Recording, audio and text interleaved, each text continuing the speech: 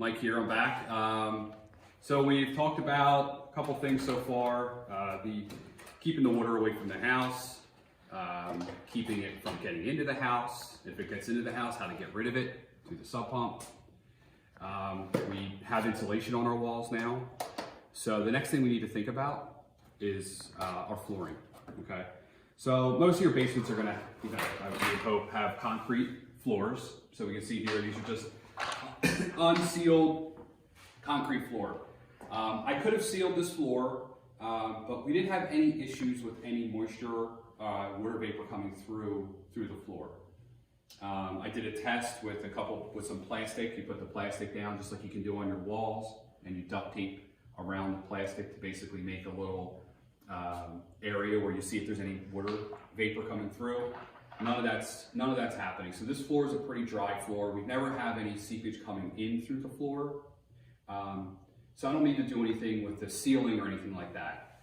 Okay, so this is the system we've decided to go with. Okay, so this is I've used the Drycore in the past, which is a 2x2 panel, which is basically this rubber stuff or plastic stuff with OSB on it. But they're 2x2 tiles, and although I recommend it, it was a pain in the butt to install. I like this system a lot better because it comes in 4x4, 4-foot rolls, 50 feet long. You just roll it out. Okay, so we started with our bare concrete.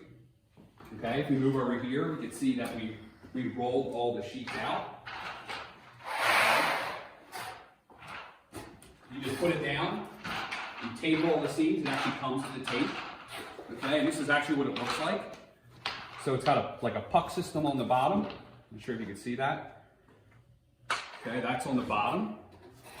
And it's basically, if you do get any seepage or anything like that, the idea is that it will seal. And it has an air barrier underneath, so air can actually blow in underneath, enough to allow it to dry. That's all you're looking for here. It also does add a little bit of warmth. There's a little bit of insulation because you do have an air gap in there. And you're also stopping, if there is any water vapor coming through the ground, like humidity in the summertime, you are stopping that. You're keeping that in the ground, keeping it away from your living space. Makes the house healthier and things like that. Okay, so we roll this out, real simple. And then what you do is you go to your store and you buy OSB tongue and groove. Okay, so this is the next step. So you lay the black sheet down, okay, and then you just put your OSB 4x8 sheets down on top of it, tongue and groove. We decided to tack some of them down with Tapcon screws. Okay, these little blue Tapcon screws. Okay, nothing fancy here. You just need a hammer drill. You drill the hole into the concrete, and then you put your Tapcon in. You don't have to go crazy. All you have to do, if you have like a spot that's a little spongy, maybe put a Tapcon screw there. But that's basically the system. Do the whole entire floor this way. Okay. Then you're gonna have, then you'll have your wood floor, and then from there you build your walls on top of your wood floor.